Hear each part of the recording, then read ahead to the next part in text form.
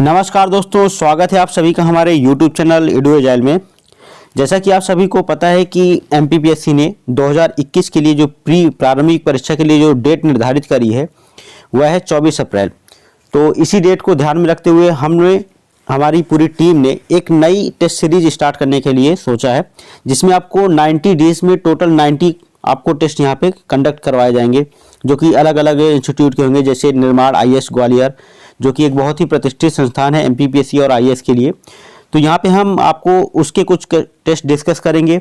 उसके बाद महात्मा गांधी है, उसके कुछ टेस्ट आपके साथ डिस्कस करेंगे। आकार है, तो ऐसी जो प्रतिष्ठित संस्थान है इनके टेस्ट हम आपके साथ इन 90 डेज में अलग अलग दिन में पूरे के पूरे टेस्ट सीरीज आपको यहाँ पे हम करवाएंगे। आपको करना ये है कि बस हमारे साथ डेली बने रहिए और जो भी टेस्ट आएगा इसे आपको करना है, और हो सके तो आप ट्राई करिएगा इसकी पीडीएफ रखिए और इसके क्वेश्चन को एक बार आप ऑफलाइन एक आंसर की निकाल कर, जिसमें गोला भरने के लिए हमारे साइट पे पड़ी भी हुई है, आप उसे डाउनलोड कर सकते हैं। तो उसमें गोला भरने का ऑफलाइन जो प्रैक्टिस होती तो उसके साथ भी आप इसको कर सकते हैं। तो चलिए इसको स्टार्ट करते हैं। ये आज हमारा ये पहला वीडियो है और एफएलटी फर्स्ट। चलिए आज निर्माण आईएएस की डिस्कस करते हैं और पहला क्वेश्चन देखते हैं। इसमें मध्य प्रदेश से प्राप्त आहत मुद्राएं निम्न में से किन धातुओं से निर्मित होती हैं? तो आपके ऑप्शन है तांबा और सोना, चांदी और तांबा, चांदी और सोना, या इनमें से कोई नहीं।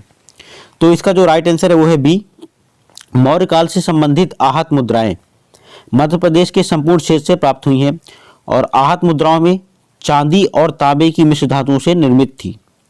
आहत मुद्राओं की बात करें तो ये बड़ी मात्रा में मध्य प्रदेश के इंदौर, उज्जैन, एरण, कायथा, बेशनगर, त्रिपुरी, सांची से ये प्राप्त हुई हैं। आगे देखते हैं क्वेश्चन नंबर सेकंड। निम्न में से किस वंश के शासक द्वारा भरहुत स्तूप का पुनर्निर्माण कराया गया था? तो भरहुत स्तूप का पुनर्निर्माण यहाँ पे करवाया जाता है किसके द्वारा? शुंग वंश के शासकों द्वारा। तो विंध्य क्षेत्र के प्रमुख नगर सतना में, जहाँ पे 14 किलोमीटर दूर स्थित उचेहरा के भरहुत बौद्ध स्तूप का पुनर्निर्माण यहाँ पे शुंग वंशी शासकों ने करवाया था। ये हमारा राइट आंसर हो जाएगा। बेशनगर स्थित गरुड़ ध्वज स्तंभ निम्नलिखित में से किस धर्म से संबंधित है? तो यह बेशनगर स्थित गरुड़ ध्वज हेलियोडोरस का बेशनगर में स्थित अभिलेख, जो कि बहुत ही ज्यादा फेमस है, और यह वैष्णव धर्म से संबंध रखता है। तो इसका राइट आंसर हो जाएगा हमारा क्या? बी, वैष्णव धर्म। इसकी कुछ बात कर लेते हैं। भागभद्र के समय गरुड़ स्तंभ स्थापित हुआ था यहाँ, और भागभद्र शुंग वंश का 8वां शासक था। शुंग वंश की राजधानी मध्य प्रदेश का बेशनगर, जिसे वर्तमान में विदिशा कहा जाता है। Question number 4। निम्न कथनों पर विचार कर सत्य कथन का चयन कीजिए। पहला कथन है कारितलाई से राष्ट्रकूट वंशी शासक दंती दुर्ग का अभिलेख प्राप्त हुआ है। दूसरा, छिंदवाड़ा का नीलकंठ अभिलेख राष्ट्रकूट शासक कृष्ण तृतीय का है। आपको बताना है कि इनमें से सत्य कथन कौन सा है। तो यहाँ पे देखिए, जबलपुर के कारितलाई से कलचुरी वंश, जिसका सन अगर बात करें तो 882 से 83 ईस्वी के आसपास माना जाता है, का खंडित शिलालेख प्राप्त हुआ है, जो राष्ट्रकूट वंशी शासक अमोघ वर्ष का है। अमोघ वर्ष कृष्ण तृतीय का उत्तराधिकारी था, और छिंदवाड़ा के नीलकंठी क्षेत्र से राष्ट्रकूट शासक कृष्ण तृतीय का अभिलेख हमें यहाँ से प्राप्त होता है। तो यहाँ पे हमारा राइट आंसर हो जाएगा क्या? बी, केवल 2 यहाँ पर क्या है? सही। आगे देखते हैं क्वेश्चन नंबर 5। सातवाहन शासक सातकर्णी प्रथम की मुद्राएं मध्य प्रदेश के किन क्षेत्रों से प्राप्त हुई हैं? तो सातकर्णी प्रथम सातवाहन शासक का जो सर्वप्रमुख शासक था, इसकी मुद्राएं हमें प्राप्त होती हैं कहाँ से? उज्जैन, देवास, विदिशा, जमुनिया, तेवर, भेड़ाघाट, त्रिपुरी। तो यहाँ पे हमारा राइट आंसर क्या हो जाएगा? बी। आगे देखते हैं क्वेश्चन नंबर 6। निम्न में से कौन से सुमेलित नहीं है? एरण अभिलेख शासक समुद्रगुप्त, मंदसौर शिलालेख कुमारगुप्त, सांची अभिलेख चंद्रगुप्त द्वितीय, और ग्वालियर अभिलेख रामगुप्त। तो ग्वालियर अभिलेख ये हूर शासक मिहिरकुल से संबंधित है, जबकि एरण, मंदसौर और सांची अभिलेख यहाँ पे क्रमशः समुद्रगुप्त और कुमारगुप्त चंद्रगुप्त द्वितीय से संबंधित है। गुप्त वंश का 3री शताब्दी में मालवा क्षेत्र पर अधिकार था और जिसका वास्तविक संस्थापक चंद्रगुप्त प्रथम था। तो ये कुछ एक्स्ट्रा पॉइंट्स हैं, इनको आप नोट करिएगा। आगे देखते हैं, निम्न में से असत्य कथन का चयन करें। मोहम्मद गौरी को ग्वालियर शाखा के शासक सोलंक पाल ने परास्त किया था। कच्छप घाट शासक चंदेलों के सामंत थे। कच्छप घाट शासक अजय देव की मुद्राएं तुमैन से प्राप्त हुई हैं। अंतिम कच्छप घाट वंशी शासक कौन था? ग्वालियर शाखा वाले वज्रदामन था। तो हमें बताना है कि इनमें से असत्य कथन कौन सा है। तो ग्वालियर में कच्छप घाट वंश की जो शाखा है इसका संस्थापक कौन था? वज्रदामन था। और वज्रदामन प्रारंभ में सिंहपानी का शासक था, जिसने प्रतिहार शासक विजयपाल से गोपद्री दुर्ग छीनकर ग्वालियर राजधानी बनाई थी। मुस्लिम आक्रमणकारियों मोहम्मद गौरी को कच्छप घाट वंश के शासक सोलंक पाल ने परास्त किया। यह कथन हमारा यहाँ पे सही। उसके बाद देखते हैं, कच्छप घाट शासक चंदेल शासक विद्याधर के सामंत थे। विद्याधर। कच्छप घाट वंश की ग्वालियर शाखा का अंतिम शासक कौन था? रत्नपाल था। तो यहाँ पे ये हमारा क्या हो जाएगा? गलत। तो डी हमारा यहाँ पे राइट आंसर। चालुक्य वंश का शासन मध्य प्रदेश के किस क्षेत्र पर था? पश्चिमी मध्य प्रदेश, उत्तरी मध्य प्रदेश, पूर्वी मध्य प्रदेश या दक्षिणी मध्य प्रदेश?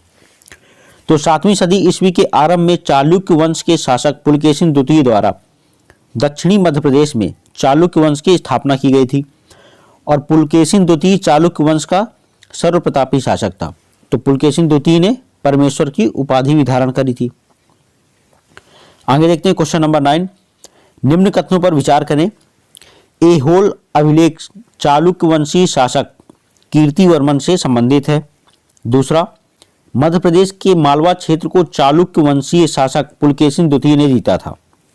आपको बताना है कि इनमें से कौन सा कथन सत्य है।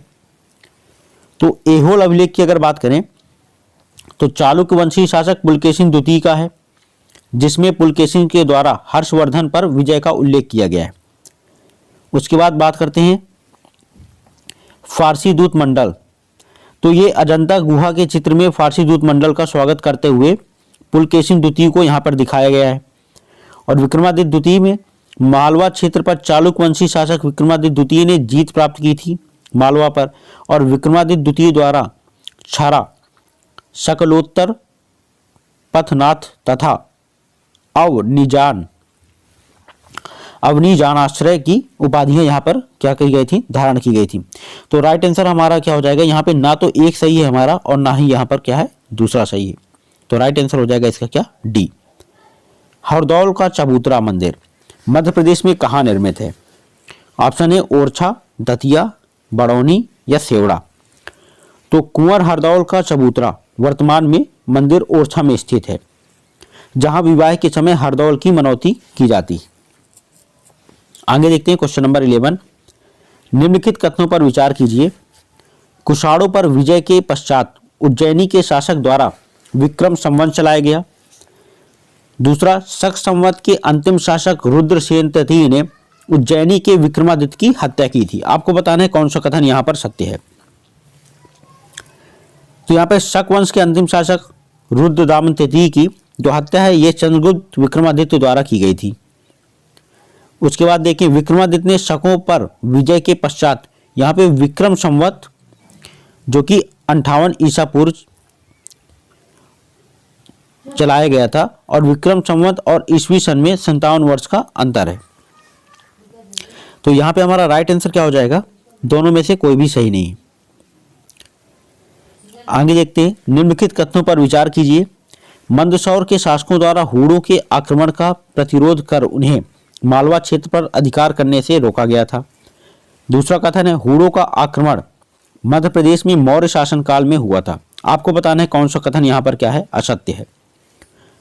तो यहाँ पे केवल 2 अर्थात कि हूणों का आक्रमण मध्य प्रदेश में मौर्य शासन काल में हुआ था। तो यहाँ पे देखिए, मध्य प्रदेश के पश्चिम क्षेत्र पर हूणवंशी शासकों द्वारा आक्रमण किए गए, जिसमें तोरणमार, मिहिरकुल प्रमुख थे। और हूणों का आक्रमण गुप्त शासन के पश्चात मध्य प्रदेश के मालवा, एरड़ व अनूप क्षेत्र में हुए थे। 6वीं सदी में औलिकर वंश, मंदसौर वंश भी इसे कहा जाता है, के शासक यशोधर्मन द्वारा हुड़ों को मालवा क्षेत्र में आक्रमण करने से रोका गया था तथा मिहिर कुल को पराजित भी यहाँ पर किया गया था। आगे देखते हैं क्वेश्चन नंबर 13। निम्नलिखित कथनों पर विचार कीजिए। सन 1195 से 96 ईस्वी में शिहाबुद्दीन गौरी ने ग्वालियर दुर्ग पर हमला किया। दूसरा, ग्वालियर के प्रतिहार शासक सुलक्षण पाल ने गौरी की अधीनता मान ली और उसे 10 हाथी भेंट किए। आपको बताना है कौन सा कथन यहाँ पर सत्य है। तो यहाँ पे हमारे दोनों कथन यहाँ पर क्या है, सत्य। शिहाबुद्दीन गौरी ने ग्वालियर दुर्ग पर हमला किया, ग्वालियर के प्रतिहार शासक सुलक्षण पाल ने गौरी सुल्तान की अधीनता मान ली। उसके बाद इनकी जानकारी जो है हमें ये तबकात ए नासरी, ये कुछ एक्स्ट्रा पॉइंट है, इनको नोट करिएगा आप। इसकी जानकारी हमें कहाँ से मिलती है, तबकात ए नासरी के ग्रंथ से यहाँ पर मिलती है, जो कि किसकी, मिनहाज उस सिराज के द्वारा लिखी गई है। आगे देखते हैं क्वेश्चन नंबर 14। निम्नलिखित कथनों पर विचार कीजिए। अकबर द्वारा मालवा पर विजय के समय मालवा पर बाज बहादुर का अधिकार था। दूसरा, अकबर के दरबार में बाज बहादुर की गणना मनसबदारों तथा गायकों दोनों में होती थी। आपको बताना है कौन सा कथन यहाँ पर हमारा सत्य है। तो यहाँ पे दोनों कथन हमारे क्या है, सत्य। अकबर द्वारा मालवा पर 2 बार अभियान किए गए। अकबर द्वारा मालवा विजय के समय मालवा पर बाज बहादुर का अधिकार था और इस अभियान से बचने के लिए बाज बहादुर ने मेवाड़ के महाराणा उदय सिंह की शरण ली थी और अंत में उसने अकबर के समक्ष आत्मसमर्पण कर दिया और बदले में अकबर ने बाज बहादुर को 2000 का मनसब यहाँ पर प्रदान किया था। तो ये दोनों बातें हमारी क्या हो जाएंगी, यहाँ पर सही हो जाएंगी। Question number 15। निम्नलिखित कथनों पर विचार कीजिए। शाहजहां की पत्नी मुमताज महल का निधन 1631 ईस्वी में बुरहानपुर में हुआ। बुरहानपुर में ताप्ती नदी के तट पर उसे दफनाया गया है। तो यहाँ पे हमारे दोनों कथन सही हैं, क्योंकि मुमताज की जो समाधि है ये हम बुरहानपुर में पढ़ते हैं। तो बुरहानपुर में शाहजहां की पत्नी मुमताज महल का निधन 1631 में हुआ और प्रारंभ में उसे ताप्ती नदी के किनारे दफनाया गया और 6 माह बाद उसके अवशेषों को क्या किया गया, आगरा ले जाकर ताजमहल में दफनाया गया था। Question number 16। निम्नलिखित कथनों पर विचार कीजिए। पहला, होशंग शाह ने गागरोन पर विजय प्राप्त करने के बाद ग्वालियर पर अभियान किया। दूसरा, दिल्ली के सैयद सुल्तान के हस्तक्षेप के कारण होशंग शाह को वापस लौटना पड़ा। आपको बताना है इनमें से कौन से कथन क्या हैं, सत्य। तो यहाँ दोनों कथन हमारे सत्य हैं। होशंग शाह ने गागरोन पर विजय प्राप्त करने के बाद ग्वालियर का अभियान किया था और दिल्ली के सैयद सुल्तान मुबारक शाह के हस्तक्षेप के बाद होशंग शाह यहाँ पर वापस लौट गया। आगे देखते हैं क्वेश्चन नंबर 17। मराठा काल में हुए तिरला के युद्ध पर विचार कीजिए। तिरला के युद्ध का मुख्य कारण मुगल सूबेदार की क्रूरता थी। दूसरा कथन है, तिरला का युद्ध वर्ष 1731 ईस्वी में सूबेदार दया बहादुर तथा मराठा शक्ति के बीच हुआ था। तीसरा, तिरला युद्ध में मराठा सैनिक का नेतृत्व चिमनाजी अप्पा तथा राणोजी सिंधिया व मल्हार राव होलकर द्वारा किया गया था। तिरला के युद्ध में दया बहादुर की जीत हुई। अब आपको बताना है कि इनमें से कौन से कथन हमारे सत्य हैं। तो यहाँ पर कथन 1, 2 तथा 3 ये हमारे क्या है यहाँ पर सत्य, लेकिन कथन चौथा हमारा क्या है यहाँ पर असत्य। देखते हैं।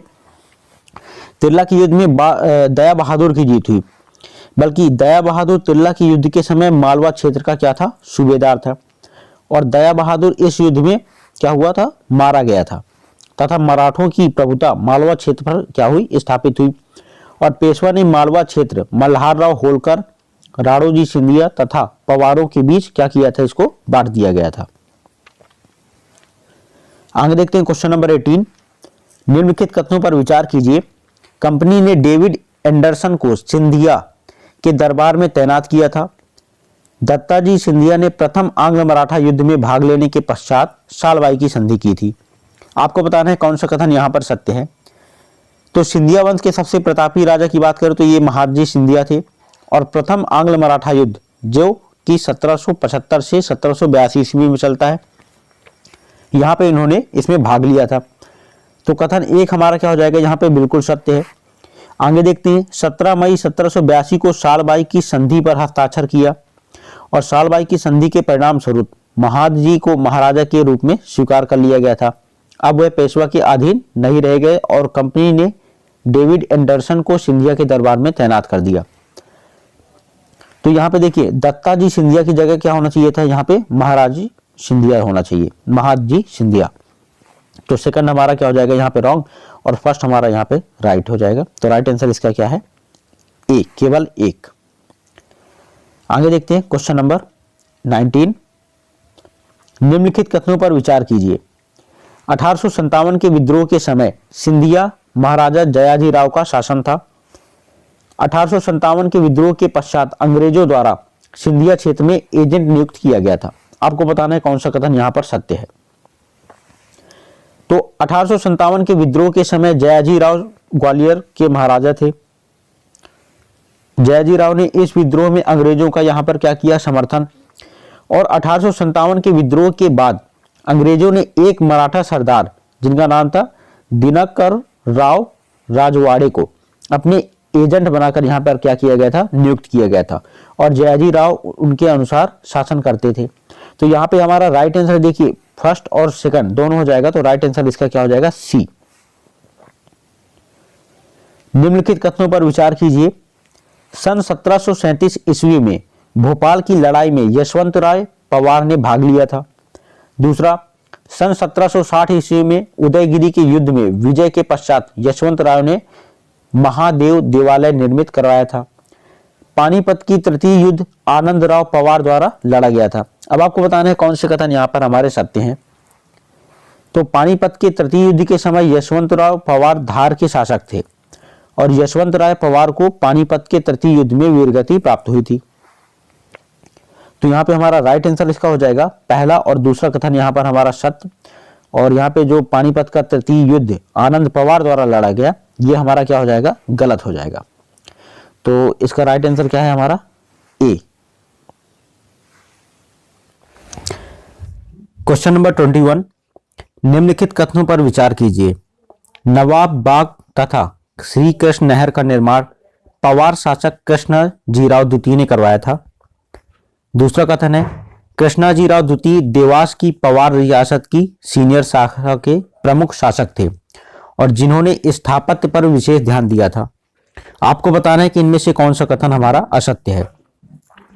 तो देवास सीनियर शाखा के कृष्णाजीराव द्वितीय ने देवास में पानी की समस्या हल करने हेतु श्री कृष्ण नहर का निर्माण कराया और इन्होंने कृष्णपुरा नामक बस्ती भी बसाई थी। इसके अलावा कृष्णाजीराव द्वितीय द्वारा रानी बाग, विश्राम बाग, नवाब बाग, सागर महल, गवर्नमेंट हाउस, रानी बाग कोठी का भी निर्माण करवाया गया था। तो यहाँ पे हमें बताना है कि असत्य कथन कौन से हैं, बल्कि हमारे यहाँ पे कथन 1 और 2 दोनों क्या हैं, सत्य। तो इसका राइट आंसर क्या हो जाएगा, डी, ना तो 1 ना तो 2। आगे देखते हैं क्वेश्चन नंबर 22। दोस्त मोहम्मद खां ने जगदीशपुर को राजधानी बनाया था। दूसरा कथन है हैदराबाद के निजाम के द्वारा दोस्त मोहम्मद खां से आत्मसमर्पण कराया गया था। इसमें भी आपको बताना है कि कौन सा कथन असत्य है। तो दोस्त मोहम्मद खां ने भोपाल से 10 किलोमीटर दूर स्थित जगदीशपुर को जीतकर इसे अपनी राजधानी बनाया था और इसका नाम इस्लाम नगर रखा गया था। उसके बाद बात करें 1723 ईस्वी को निजाम ने इस्लाम नगर के किले का घेरा डाला जिसमें दोस्त मोहम्मद खां ने आत्मसमर्पण कर दिया था और भोपाल पहुंचकर निजाम जिस स्थान पर रुका यह स्थान आज भी निजाम की टेकरी कहलाता है। तो अगर आपसे निजाम की टेकरी पूछता है तो आप बता सकते हैं कि इस्लाम नगर या जगदीशपुर के किले को आज भी निजाम की टेकरी के नाम से जाना जाता है। Question number 23। निम्नलिखित में से सही सुमेलित नहीं है।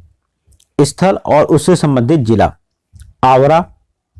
अच्छा, यहां पे कहीं कहीं आपको जावरा या आवरा मिलता है। आवरा जिला मंदसौर, नौदा टोली खरगोन, कायथा उज्जैन या डांगवाला श्योपुर। आपको बताना है कौन सा सुमेलित नहीं है। तो मध्य प्रदेश में हड़प्पा सभ्यता के अवशेष प्राप्त नहीं हुए हैं, परंतु हड़प्पा सभ्यता के बाद ताम्रपाषाण युग के यहाँ पे अवशेष आपको प्राप्त होते हैं जो कि नर्मदा, चंबल तथा बेतवा नदी के किनारों पर मिलते हैं। मालवा क्षेत्र के आवरा अर्थात मंदसौर, डांगवाला ये कहां पर है? उज्जैन में। उसके बाद देखते हैं कायथा, ये भी कहां है? उज्जैन में। नौदा टोली ये कहां है? खरगोन। एरण सागर में है। बेसनगर विदिशा आदि स्थानों से क्या होते हैं? प्राप्त होते हैं। तो यहाँ पे डांग वाला ये होना कहां पे चाहिए था? उज्जैन में। जहां पे दे रखा है श्योपुर, तो ये हमारा यहाँ पे सुमेलित नहीं है। आगे देखते हैं क्वेश्चन नंबर 24। मेगास्थनीज द्वारा रचित इंडिका में मध्य प्रदेश की किन में से किन दो नदियों का यहाँ पे वर्णन किया गया? निम्न में से किन दो नदियों का वर्णन किया गया है? वेत्रावती और चरमणावती। अब ये देखिए इनके पुराने नाम दे रखे हैं यहाँ पे, आपको नए नाम यहाँ पे आपको याद होना चाहिए कि किस नदी को किस नाम से पुकारा जाता है। प्रीनास और केनास नदी, पारुषणी और रेवा नदी, सुक्तिमती और हिरण्य नदी। तो यहाँ पे मेगास्थनीज की इंडिका में मध्य प्रदेश की दो नदियां प्रीनास और केनास का उल्लेख मिलता है, जो गंगा से मिलती हैं।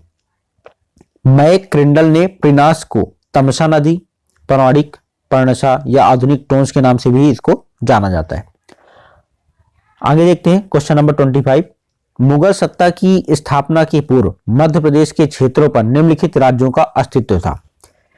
अब आपको यहां पे बताना है, यहाँ पे क्षेत्र है और उससे संबंधित क्या है, यहाँ पे आपको राजवंश दे रखे हैं।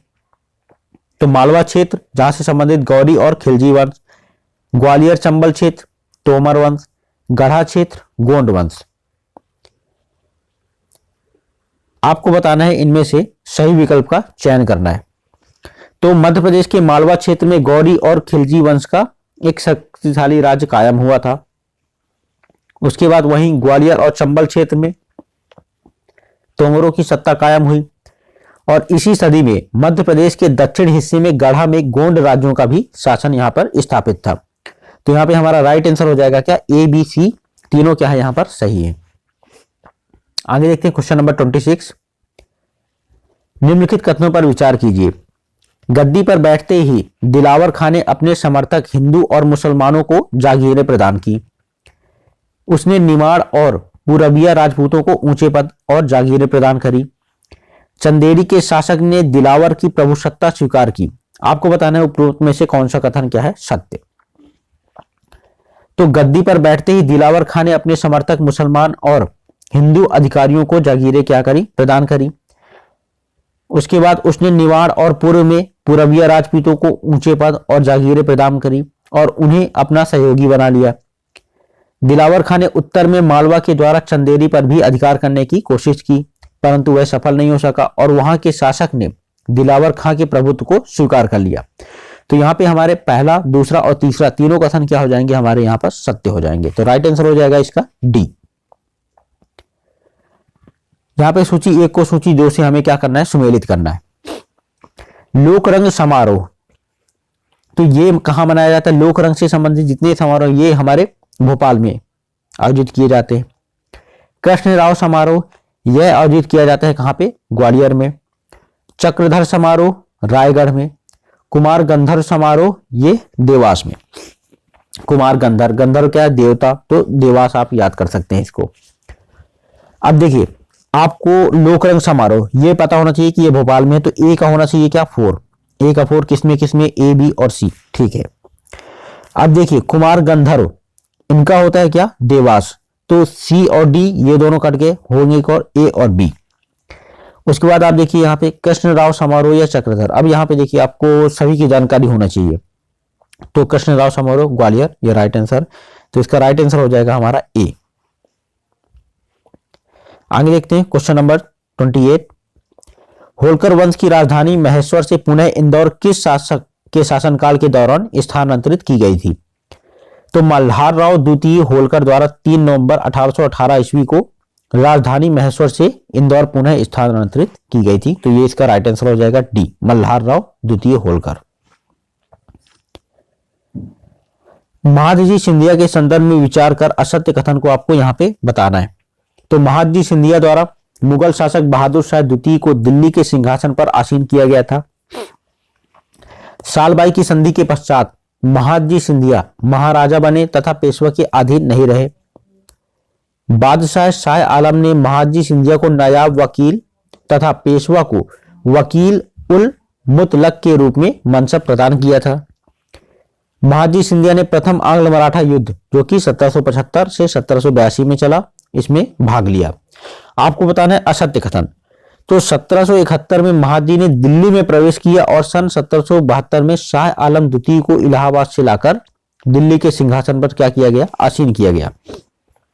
तो यहाँ पे जो कथन कहा गया कि महादजी सिंधिया द्वारा मुगल शासक बहादुर शाह द्वितीय को दिल्ली के सिंहासन पर, यहाँ पे क्या होना चाहिए, यहाँ पे शाह आलम द्वितीय को इलाहाबाद से लेकर दिल्ली के सिंहासन पर आसीन किया गया।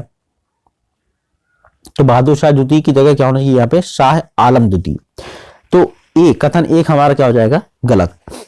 उसके बाद देखते हैं 1788 में मुगल सम्राट शाह आलम को गुलाम कादिर के द्वारा दिल्ली की गद्दी पर हटाकर अंधा करवा दिया गया और महादजी सिंधिया ने समयानुकूल स्थिति आने पर साहसपूर्ण तरीके से शाह आलम को दोबारा दिल्ली की गद्दी पर बैठाया था। 1788 में गुलाम कादिर को परास्त करते हुए उसकी हत्या कर दी गई और अब महादजी सिंधिया एक शक्तिशाली शासक के रूप में देश में पुनः स्थापित हो चुका था। आगे देखते हैं क्वेश्चन नंबर 30। भीमा नायक के संदर्भ में निम्नलिखित कथनों पर विचार कीजिए। तो भीमा नायक को निमाड़ के रॉबिन हुड के नाम से जाना जाता है। 1857 की क्रांति में मध्य प्रदेश के बड़वानी में नेतृत्व किया। भीमा नायक का निवास स्थान धुआंवा बावड़ी था। भीमा नायक को लक्षद्वीप में फांसी दी गई। आपको बताना है कौन से कथन यहां पर सत्य हैं। तो यहां हमारा कथन 1, 2 और 3, ये तीनों कथन हमारे क्या हैं, सत्य। उसके बाद बात करें भीमा नायक को लक्षद्वीप में फांसी दी गई, तो यहां पे देखिए, यहां पे 29 दिसंबर 1876 को अंडमान निकोबार के काला फांसी में इन्हें फांसी दी गई थी। तो इसका राइट आंसर क्या हो जाएगा हमारा, सी इज द राइट आंसर।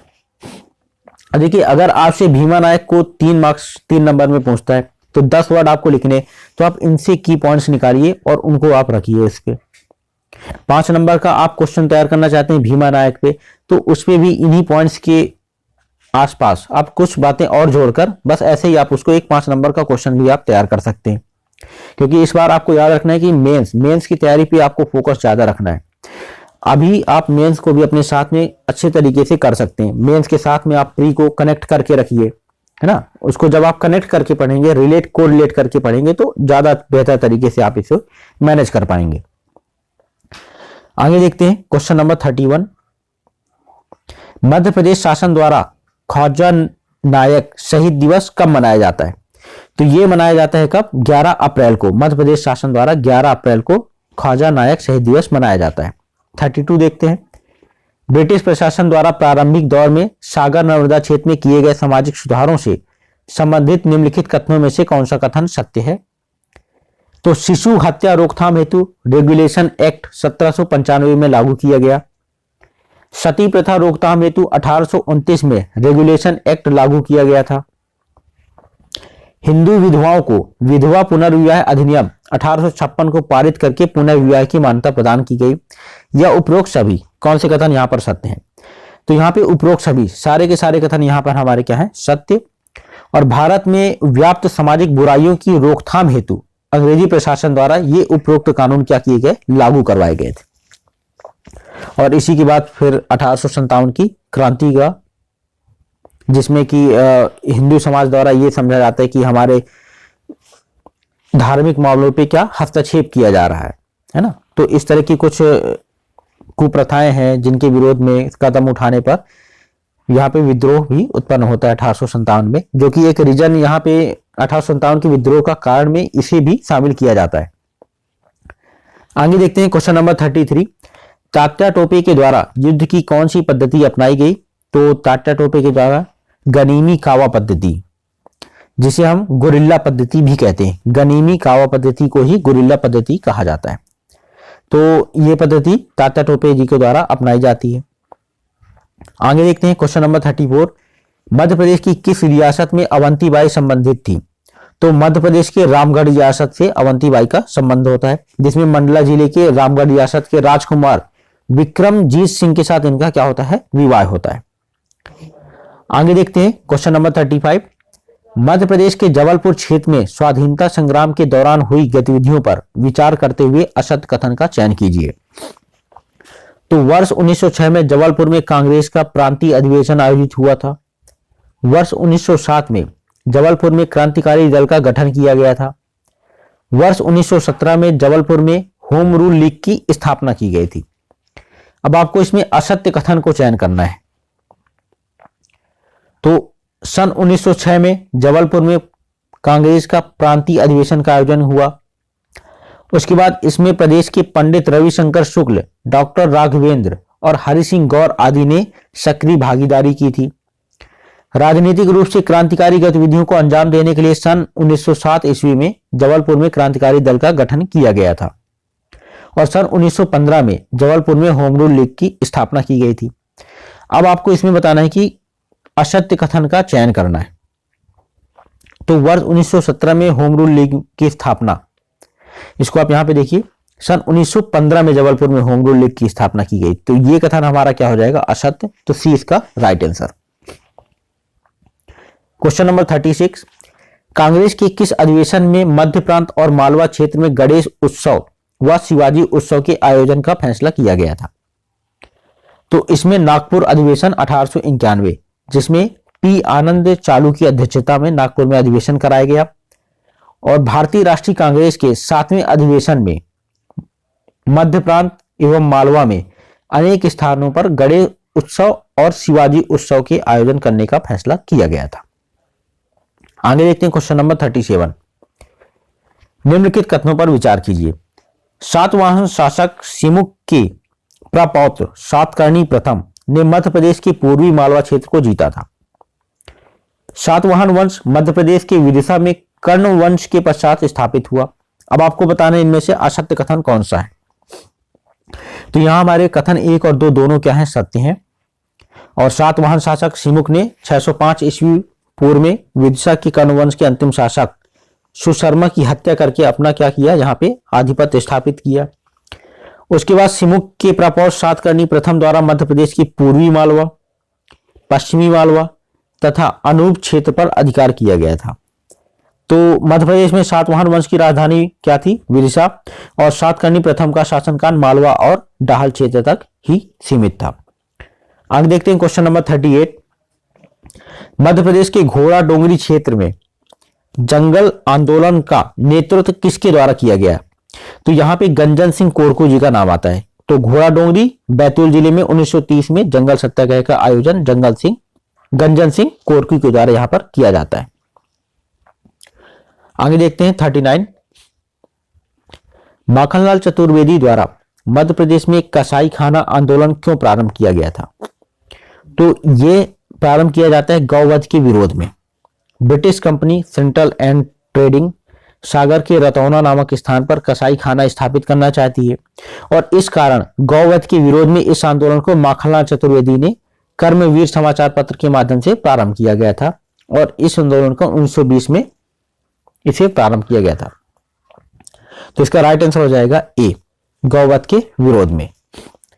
आगे देखते हैं, भारत छोड़ो आंदोलन के दौरान सुबोध सिंधु तथा जबलपुर टाइम्स समाचार पत्रों का प्रकाशन मध्य प्रदेश के किन जिलों से होता था? तो इसका प्रशासन होता था कहां से?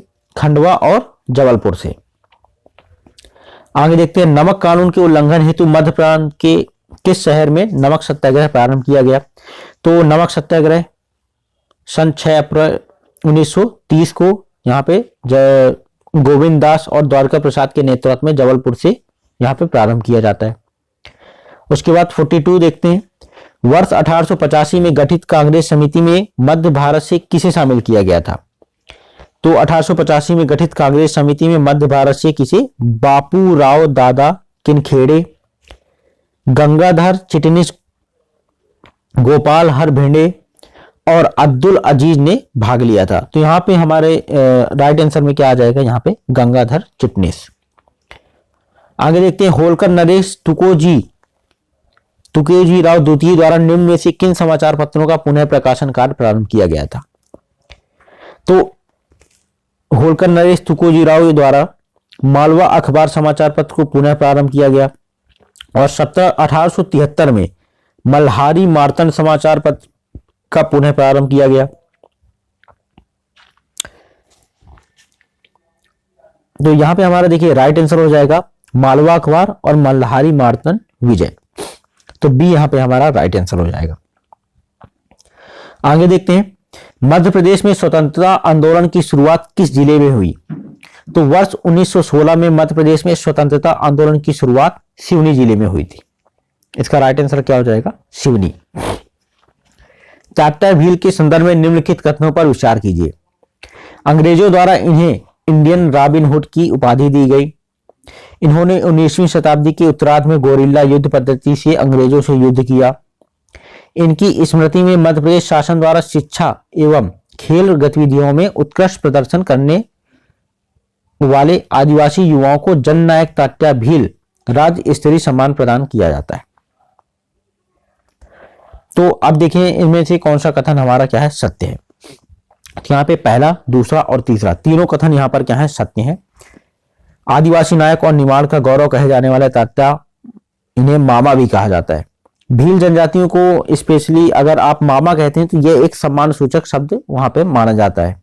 तो भीलों को जनरली मामा कहकर भी पुकारा जाता है। तो मामा का जन्म 1842 ईस्वी में पश्चिमी निमाड़ के वीरी ग्राम में हुआ था और उनका वास्तविक नाम तांतिया भील था। यह क्वेश्चन एमपीपीएससी ने प्री में पूछा भी था। उन्होंने 19वीं शताब्दी के उत्तरार्ध में गोरिल्ला युद्ध पद्धति से 15 वर्ष तक अंग्रेजों से संघर्ष किया। अंग्रेजों ने इन्हें इंडियन रॉबिन हुड की उपाधि प्रदान करी और मध्य प्रदेश शासन द्वारा शिक्षा और खेल गतिविधियों में उत्कृष्ट प्रदर्शन करने वाले आदिवासी युवा को जननायक तात्या भील राज्य स्तरीय सम्मान प्रदान किया जाता है। इससे आपको तात्या भील के बारे में एक छोटा सा आंसर भी यहां से आपके लिए तैयार हो जाएगा। निम्नलिखित कथनों पर विचार कीजिए। जमुना देवी को बुआ जी उपनाम से जाना जाता है। राजा नरेश चंद्र सिंह मध्य भारत की सारंगगढ़ रियासत के शासक थे। जंगल कलाम स्कूल के निर्माता प्रेमा फाल्त्या है। तो उपरोक्त में से कौन सा कथन सत्य है?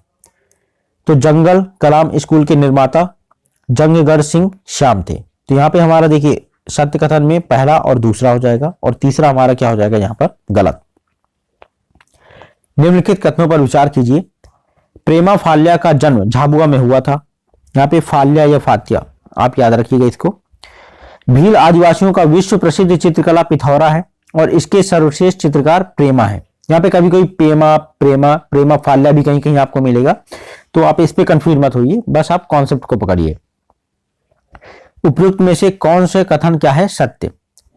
तो यहाँ पे देखिए हमारे राइट आंसर हो जाएंगे इसमें क्या? दोनों, क्योंकि प्रेमा फाल्या का जन्म चंद्रशेखर आजाद नगर जो कि झाबुआ में स्थित और भील जनजाति की विश्व प्रसिद्ध चित्र कला पिथौरा और इसके सर्वश्रेष्ठ चित्रकारों के रूप में भी प्रेमा फाल्या को यहाँ पर गिना जाता है।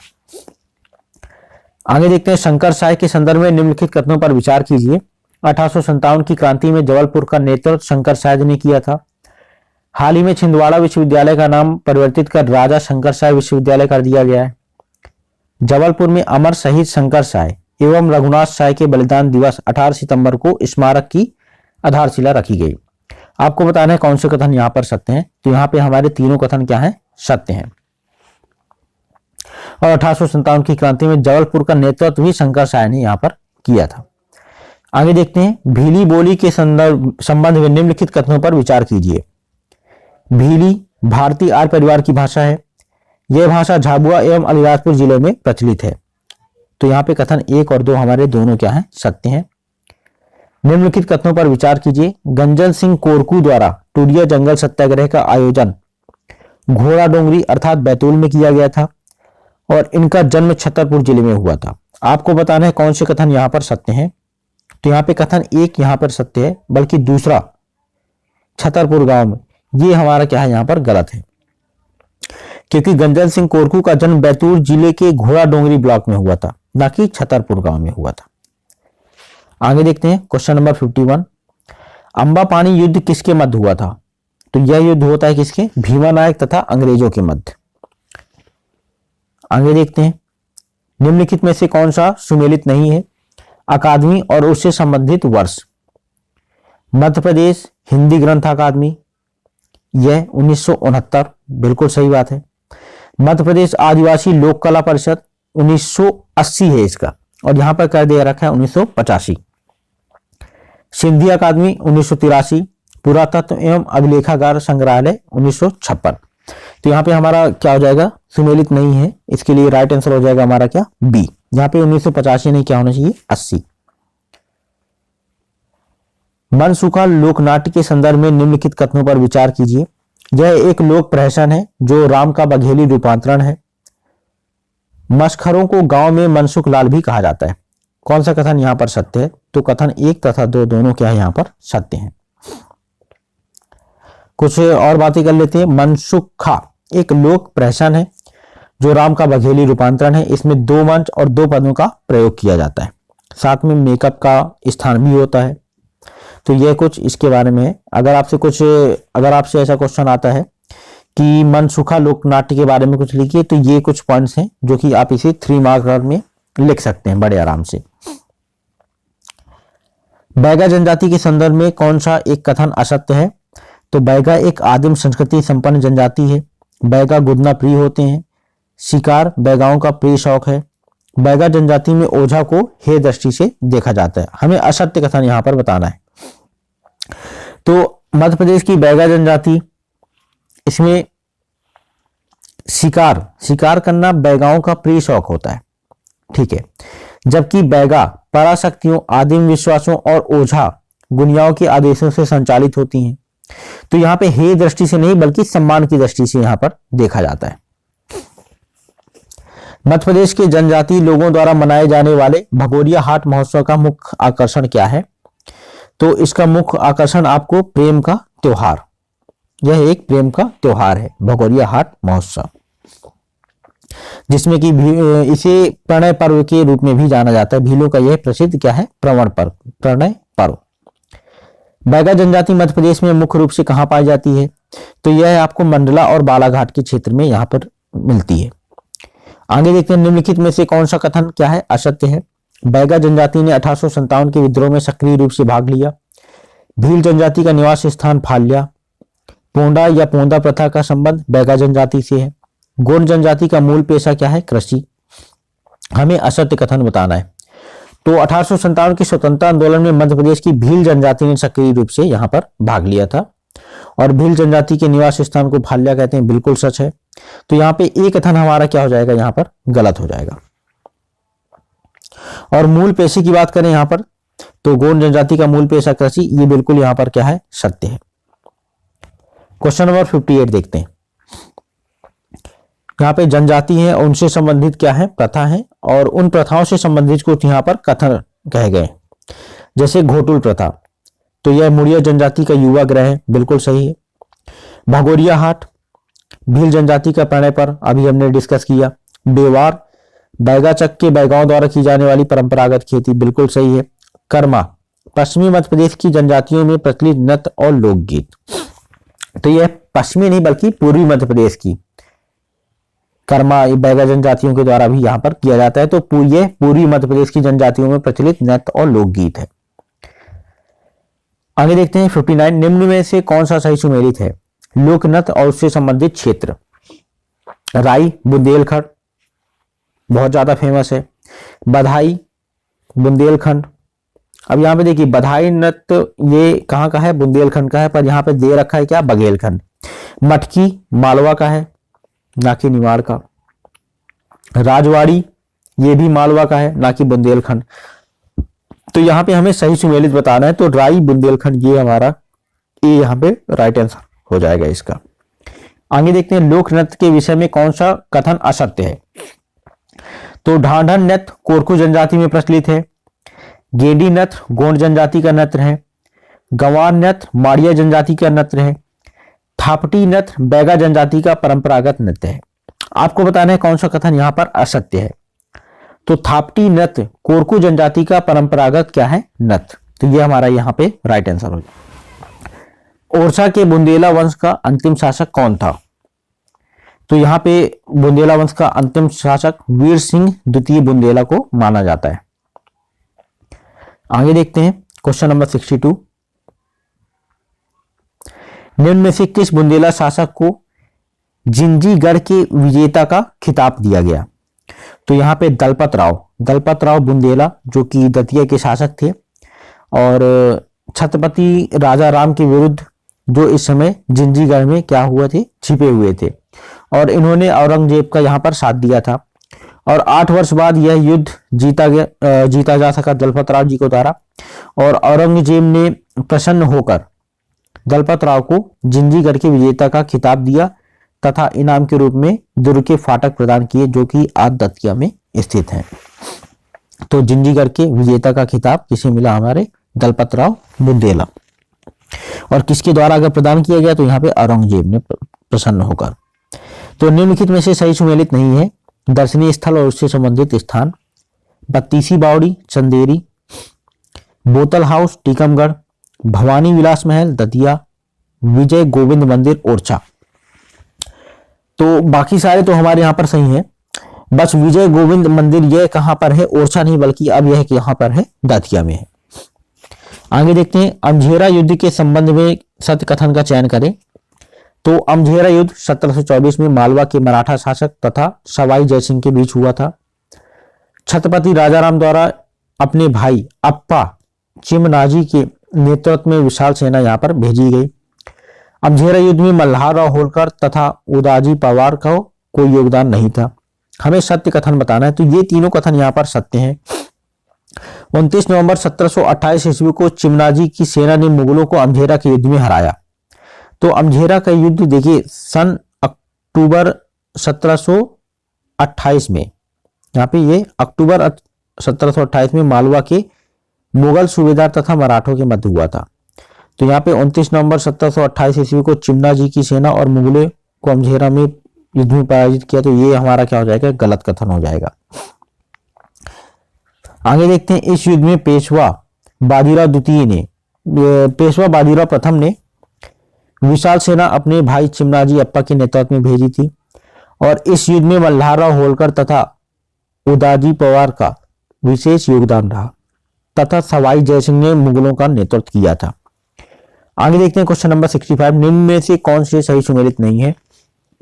बुंदेलखंडी, रीवा और सतना क्षेत्र, मालवी, सीहोर और नीमच का क्षेत्र, भीली, रतलाम और झाबुआ। ये कुछ बोलियां हैं जिनसे संबंधित क्षेत्र हमें बताना है। गोंडो, शहडोल और उमरिया। आपको बताना है कौन सा यहां पर सुमेलित नहीं है। तो यहां पे देखिए राइट आंसर इसका बघेलखंडी का तो रीवा सतना फेमस है, सभी को पता होगा। मालवी, सीहोर और नीमच, भीली, रतलाम और झाबुआ। बात आती है गोंडी की, तो यह शहडोल उमरिया नहीं बल्कि यह छिंदवाड़ा और सिवनी वाले रीजन में आती।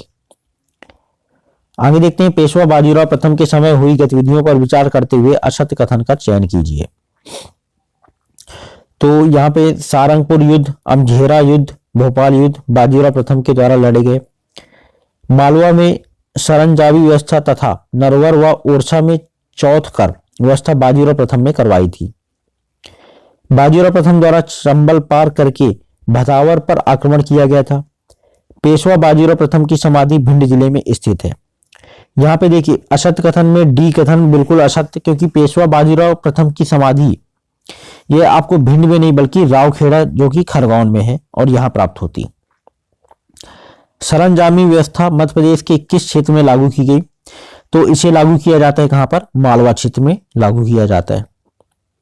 और इस क्षेत्र पर आधिपत्य बनाए रखने या सेना के लिए आवश्यक साधु सामान व धन व एवं कर आदि प्राप्ति का अधिकार यहाँ पर होना सुनिश्चित है। सरंजामी व्यवस्था में प्राप्त भाग सरंजाम तथा प्राप्तकर्ता सरंजामदार के रूप में जाना जाता है। आगे देखते हैं क्वेश्चन नंबर 68, पेशवा बालाजी बाजीराव के समय ओरछा का शासक कौन था?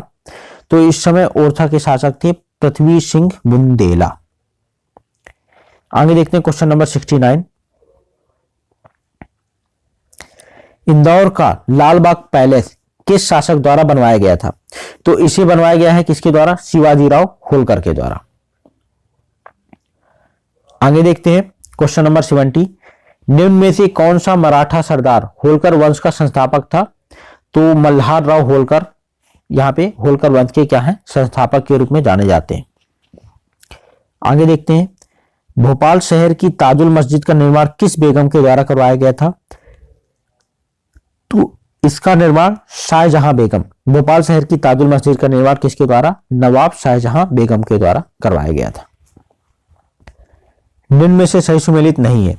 खजुराहो छतरपुर, ओंकारेश्वर होशंगाबाद, महाकालेश्वर उज्जैन, महेश्वर खरगोन।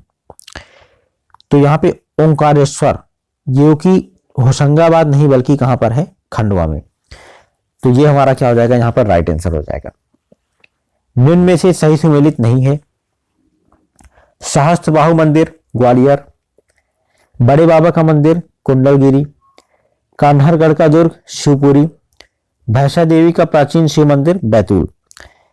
तो यहाँ पे हमारा देखिए राइट आंसर हो जाएगा यहाँ पर कन्हरगढ़ का दुर्ग, जो कि शिवपुरी में नहीं बल्कि कहां पर है? दतिया में। बाकी भैंसा देवी बैतूल ये बिल्कुल सही है, बड़े बाबा का मंदिर कुंडलगिरी बिल्कुल सही, और सहस्त्रबाहु ग्वालियर। धार्मिक नगरी उज्जैन में निम्न दर्शनीय स्थलों में से कौन सा शामिल है? महाकालेश्वर, कालियादेह, जटाशंकर, जंतर मंतर, संदीपनी आश्रम।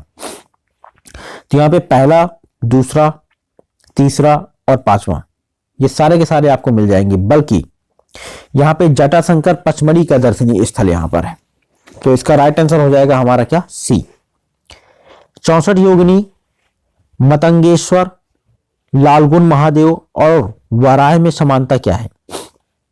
तो ये सभी कहां पे? 64 योगिनी मंदिर ये सभी कहां पे है? खजुराहो के मंदिर के नाम है यहाँ पे। तो इसका राइट आंसर हो जाएगा क्या? सी। मध्य प्रदेश में नागपंचमी का पर्व कब मनाया जाता है? तो इसे मनाया जाता है कब? श्रवण शुक्ल पंचमी में। कलचुरी वंश की माहिष्मती शाखा के संबंध में विचार करें।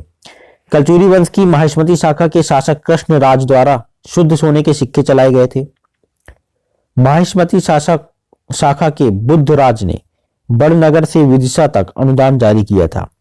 हमें बताना है कि असत्य कथन यहाँ पर कौन सा है? तो कथन 1, कलचुरी वंश माहिष्मती का वास्तविक संस्थापक कौन था? कृष्णराज, जिसने सोने के नहीं बल्कि किसके? चांदी के सिक्के यहां पर चलाए गए थे। क्वेश्चन नंबर 78, निम्न में से कौन सा सही सुमेलित है? यहाँ पे आपको पर्व और उससे संबंधित क्षेत्र दिए हैं। गणगौर मालवा अंचल, सुवाटा निमाड़ अंचल, घड़लिया बुंदेलखंड अंचल, हरेटी बघेलखंड अंचल। तो यहाँ पे देखिए गणगौर यह पर्व मनाया जाता है कहां पर? मालवा अंचल में। सुवाटा यह बुंदेलखंड अंचल में मनाया जाता है, ना कि निमाड़ में। और घड़लिया की बात करें तो यह कहां पे मनाया जाता है? मालवा अंचल में। हरेटी यह मालवा एवं बुंदेलखंड दोनों। तो यहां पे सही सुमेलित में क्या आ जाएगा हमारा? ए, गणगौर मालवा अंचल। 79, मध्य प्रदेश में हिंगोट मार युद्ध परंपरा का आयोजन कहां होता है? तो इंदौर जिले की देपालपुर तहसील के अंतर्गत गौतमपुरा में कार्तिक शुक्ल प्रतिपदा को हिंगोट मार युद्ध का आयोजन होता है। क्वेश्चन नंबर 80, मध्य प्रदेश में मिट्टी शिल्पकला के प्रमुख केंद्र कौन कौन से हैं?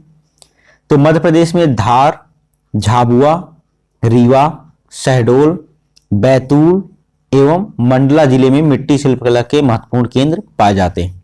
तो यहां पे हमारा राइट आंसर क्या हो जाएगा? 80 का डी, उपरोक्त सभी। निम्नलिखित में से कौन सा सही सुमेलित नहीं है? शिल्पकला और उससे संबंधित प्रमुख केंद्र। छीपा शिल्प जहां पे कूची या धार में, बाघ प्रिंट धार, भैरवगढ़ प्रिंट उज्जैन, जरी प्रिंट रतलाम। हमें बताना है कि इनमें से कौन सा सुमेलित नहीं है। तो जरी प्रिंट ये रतलाम में ना होकर बल्कि ये कहां पर है? भोपाल में इसका प्रमुख केंद्र हमें मिलता है। तो इसका राइट आंसर क्या हो जाएगा? 81 का डी। मध्य प्रदेश के कौन से स्थापत्य कला स्थल का निर्माण मौर्य सम्राट अशोक के द्वारा नहीं कराया गया? तो गुर्जर स्तंभ लेख जो कि दतिया में है, रूपनाथ जबलपुर, सिंह स्तंभ शीर्ष जो कि कहां पर है? सांची में, और भरौत के स्तूप जो कि सतना में है। तो अशोक के द्वारा जिसका निर्माण नहीं कराया गया, तो गुर्जर अर्थात दतिया स्तंभ लेख, जबलपुर का रूपनाथ अभिलेख एवं सिंह स्तंभ जो कि सांची रायसेन। तो इनका निर्माण अशोक के द्वारा कराया गया है, बल्कि भरहुत के स्तूप का निर्माण पुष्यमित्र शुंग के द्वारा यहां पर करवाया गया था। तो ये डी हमारा राइट आंसर होगा। निम्न में से कौन सा सही सुमेलित नहीं है? रचना और उससे संबंधित लेखक। चांद का मुंह टेढ़ा, गजानन माधव मुक्तिबोध, बिल्कुल सही है। प्राणार्पण बालकृष्ण शर्मा नवीन। हंसते हैं रोते हैं शरद जोशी। समर्पण माखनलाल चतुर्वेदी। तो यहां देखिए, हंसते हैं और रोते हैं, यह हरिशंकर परसाई की प्रमुख रचना है। तो यहां पे हमारा राइट आंसर क्या हो जाएगा? सी। मध्य प्रदेश के निम्नलिखित संगीतकारों को उनके संबंधित क्षेत्रों के अनुसार सुमेलित करना है। उस्ताद अलाउद्दीन खां, आमिर खां, मृदंगाचार्य राव और कुमार गंधर्व। तो आपको यहां पे उस्ताद अलाउद्दीन खां जो कि किससे संबंधित है? सरोद वादक। तो ए का क्या हो जाएगा? दूसरा। ए का दूसरा किसमें है? सी में। तो राइट आंसर क्या हो जाएगा हमारा यहां पर? सी। आगे देख लेते हैं इनको। आमिर खां ये किस लिए फेमस थे? सितार वादक। मृदंगाचार्य राव यह मृदंग वादक थे, मृदंगाचार मृदंग वादक। कुमार गंधर्व ख्याल गायक, गंधर्व थे और ये ख्याल गायक में थे। ठीक। निम्नलिखित कथनों में से कौन सा कथन असत्य है? कालिदास की अभिज्ञान शकुंतलम में दुष्यंत और शकुंतला की प्रेम कहानी का वर्णन है, बिल्कुल सही है। भर्तहरि एक श्लोकी कविता के सर्वश्रेष्ठ कवि माने जाते हैं। संस्कृत भाषा में गद्य शैली की पांचाली रीति का प्रयोग भर्तहरि ने किया और अकबर ने लोक कवि घाक को चौधरी की उपाधि प्रदान की थी। हमें यहां पे असत्य कथन बताना है। तो संस्कृत भाषा में गद्य शैली को पांचाली रीति का प्रयोग यहां पर बाण भट्ट के द्वारा किया जाता है, ना कि भर्तहरि के द्वारा। तो ये हमारा राइट आंसर हो जाएगा। आगे देखते हैं क्वेश्चन नंबर 86। निम्नलिखित कथनों में से कौन सा कथन असत्य है? संत सिंगाजी सूरदास के समकालीन थे। घाघ मुगल शासक अकबर के समकालीन थे। केशवदास को रीति काव्य का प्रवर्तक माना जाता है। हरिशंकर परसाई को मुक्तक व्यंग विधा के लिए जाना जाता है। तो केशवदास रीति काव्य ये तो बिल्कुल सही है।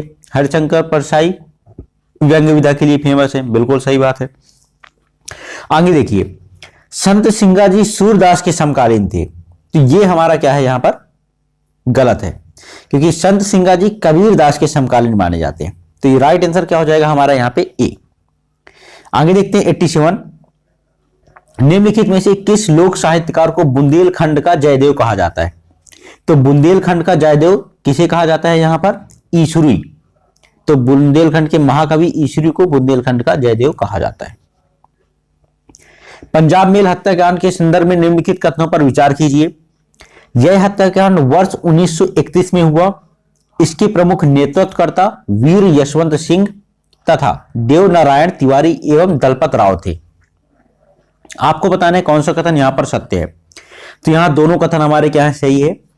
और जंगल सत्याग्रह की बात करें, पंजाब में सत्याग्रह की बात करें तो 23 से 24 जुलाई 1971 को वीर यशवंत सिंह जो कि दमोह से संबंधित है, देवनारायण तिवारी और दलपत राव ने खंडवा रेलवे स्टेशन पर हमला कर हैक्सल की हत्या कर दी थी।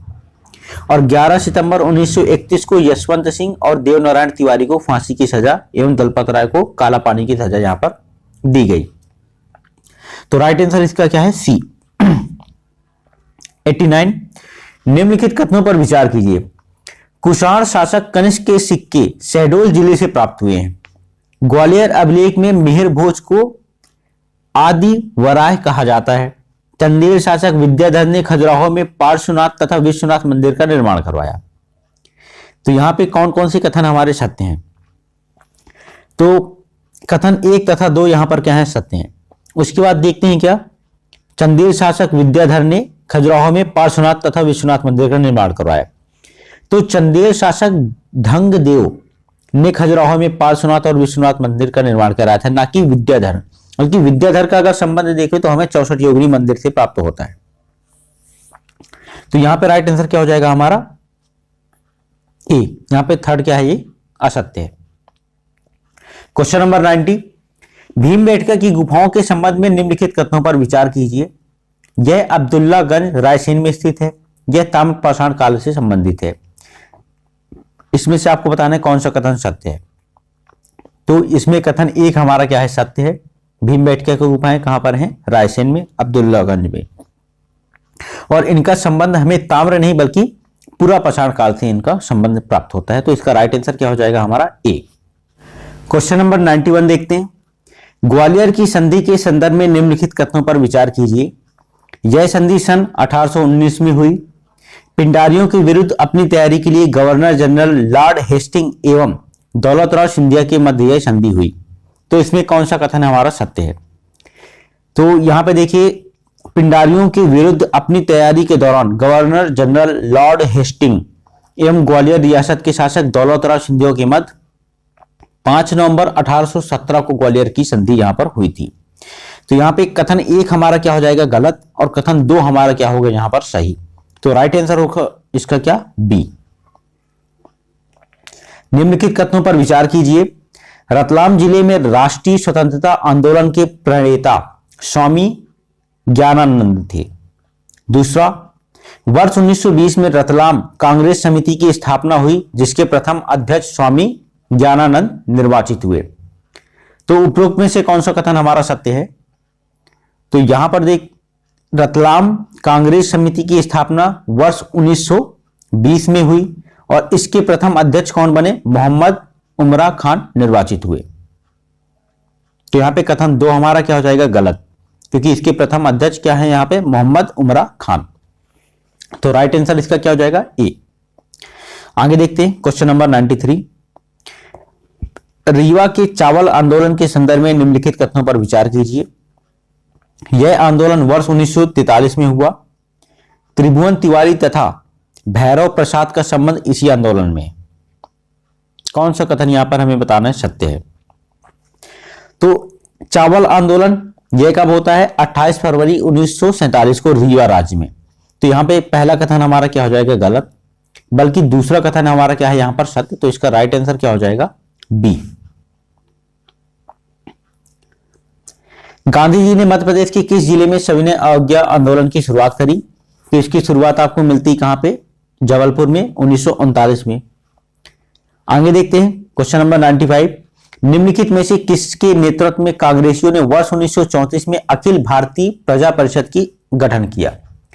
तो इसका गठन किया जाता है किसके द्वारा, एनपी केलकर के द्वारा, और कब, 1934 में। तो इसका राइट आंसर क्या हो जाएगा हमारा, सी। आगे देखते हैं, मध्य पाषाण कालीन आदमगढ़ शैलाश्रय के खोजकर्ता कौन थे?